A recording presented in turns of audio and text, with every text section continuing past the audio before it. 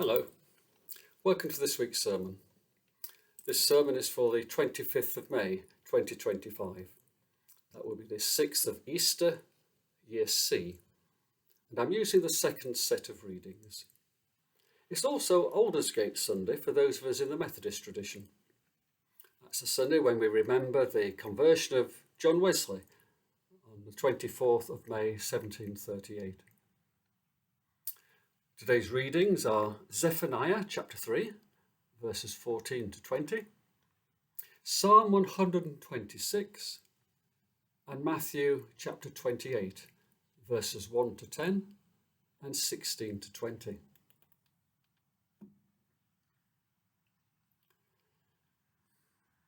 If you only read the closing verses of Zephaniah's prophecy, which we hear today in the reading, you would get a very wrong impression of the man.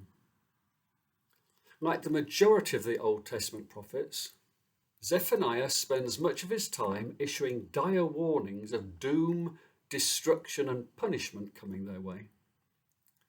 It is an interesting question as to why such gloomy warnings should form part of a permanent body of holy writings. Were the Jews ever tempted to ditch this diatribe of destruction and find some more uplifting, positive things to say? The scriptures they did collect do not shed a very flattering light upon the Jewish nation. They seem to go from one act of foolish and disastrous rebellion to the next. They appear a people unwilling or unable to learn their lesson, and are forever chasing false gods that have failed them in the past, or looking for dodgy military alliances which have always let them down.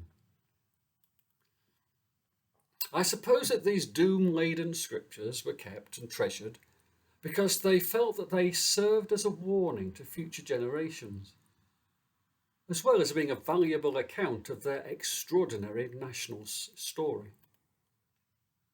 However, here and there, the darkness of the storm clouds is broken by a shaft of brilliant light. Today's reading is one such episode.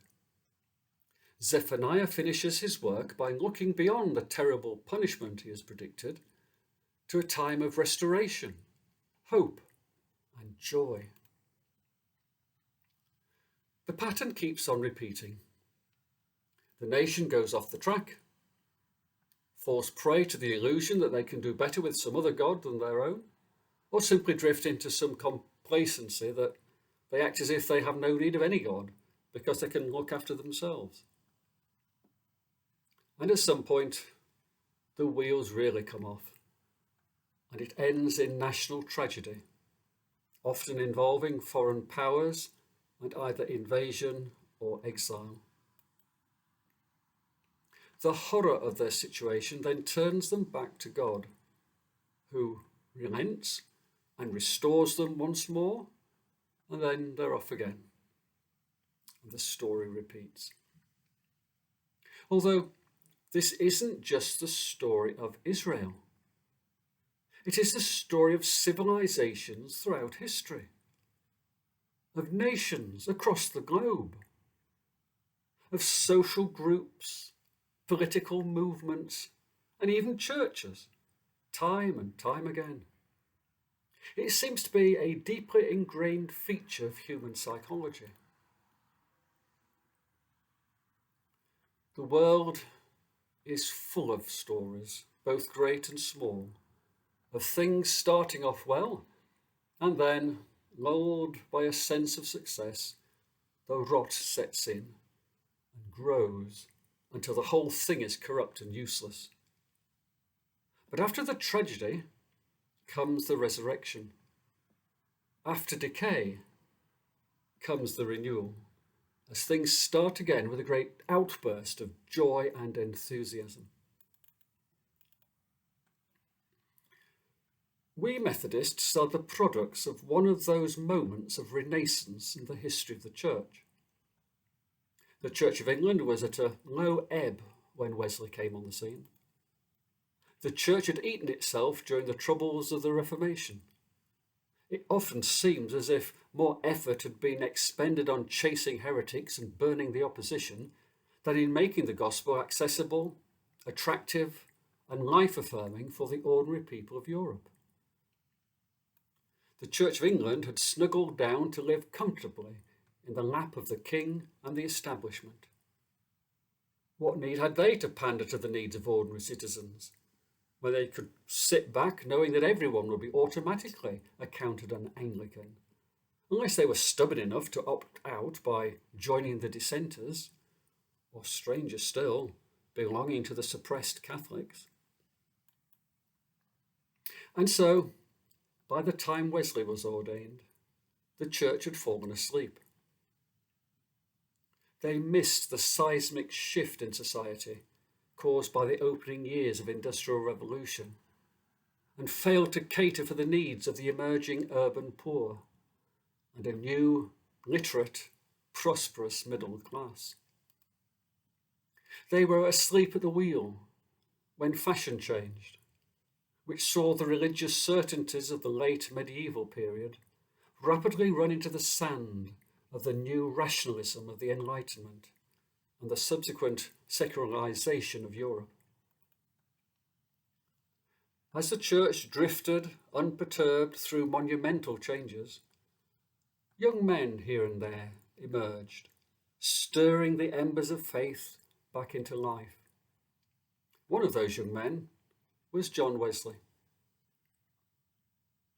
Hard though it may seem to believe today, Methodism was seen as exciting, dangerous, hopeful, and transformative, all at the same time. And our departure helped kick the Church of England back into life the following century. The joyful, confident, and attractive strains of Charles Wesley's hymns were the 18th century's echo of Zephaniah's Song of Joy from ages past.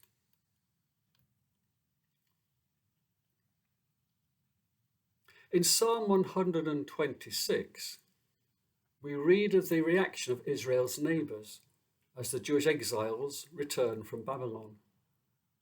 Other nations said of them, "The Lord did great things for them." Indeed, says the psalmist, how happy we were. Yes, there was a time in Britain and America when Anglicans and Catholics, and others too, looked with envy upon the Methodist people as they witnessed Methodist groups springing up like wheat from the scattered seed, bringing life and hope to church life generally. It was like a parched riverbed soaking up the first flow of a renewing stream.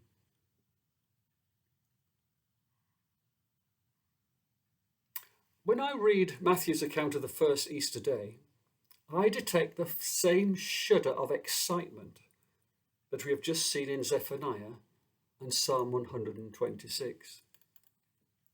There's a breathless quality to the account. It doesn't hang about for detailed descriptions or convoluted explanations. The story runs with increasing pace from the fact that it was early morning and Matthew has time to mention only 2 women in his account. Then we are immediately in the grip of a sudden earthquake, as if to harbinger the dramatic events that are about to be declared. The angel is described with minimal detail. Then we hear the earth-shattering announcement that the one they seek is not there because he has risen. We are not even told whether the women did come and see, as the angel invited them to do. We are told they will meet Jesus again in Galilee, and then they are ushered off to tell the disciples. I find the departing instruction to remember what I have told you mildly amusing, as it is hard to imagine they might forget that they have just seen an angel and the empty tomb and been told Jesus is risen from the dead and forgotten it all by the time they get back to the upper room. But that's just my sense of humour, I suppose. The pace of the story increases further thereafter. The women hurry. On their way, they meet the risen Lord, who hasn't waited until Galilee after all. And no sooner have they fallen at his feet and told not to be afraid then they are sent on their way again, once more to tell the disciples what they have seen. A future meeting in Galilee is again mentioned. After this breathless account, perhaps it is time to catch our breath. Well, where are we on that never-ending roller coaster we heard about in Zephaniah? It will differ from country to country and church denomination to denomination. But there will be, quite likely, a lot we have in common across the whole of the Western world. It has to be said that there isn't a lot of joyful exuberance around the church at the moment. Pope Leo has caused a stir this last week, but how long will that last? More generally, we appear to be in one of those historic periods when the church has again lost its way. We have espoused popular social issues and rather neglected the core message of the gospel because we thought that the biblical God of a couple of generations back was now dead. But we were confident in replacing that biblical God with a new, super updated God, an updated liturgy, updated Bible translations and all the rest. All of this would appeal more to today's society, we were told. Well, we've tried that for at least 2 generations now in much of the Western Church. And we have not seen any great buy-in from an increasingly secular public to our shiny new updated version of God that we fashioned especially with them in mind. In many countries, the church is standing at a crossroads. Do we pursue our updated God ever more vigorously, because our failure to win hearts and minds is due to us falling hopelessly behind the changing culture of our age, and we just haven't changed and updated enough? Or do we turn back towards the biblical God, the so-called old-fashioned God and old-fashioned liturgies that we were told were past their sell-by date? So rather than dashing towards more radical modernity, do we in fact need the slower paced depth of a bygone age? Do we need the anchor of the soul which will hold us fast in today's stormy waters? Or is the anchor of our tradition the very reason our little boat is being overwhelmed by the waves?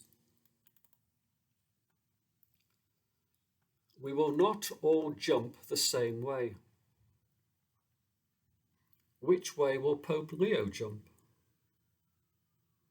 Which way will you jump? But speaking for Methodists, jump we must. Jump we must, because if we do not do anything, we will continue to get nowhere and just gradually fade away, until right at the end, we will suddenly and rapidly cease. It's the old Hemingway quote about going bankrupt. How did you go bankrupt, they asked. In 2 ways, replied Hemingway. Gradually at first, and then suddenly. Now, I don't know who will jump which way. Towards further radical modernisation, as some see it, or towards older, simpler, surer ways, richer ways for others. But I do commend the story of Zephaniah's Song of Joy, or Psalm 126 and its sentiments, or Wesley's strangely warmed heart on this Aldersgate Sunday.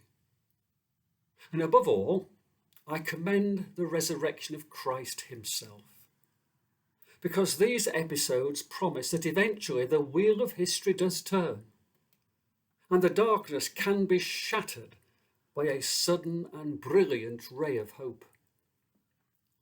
And my, how the world is yearning for a ray of hope today.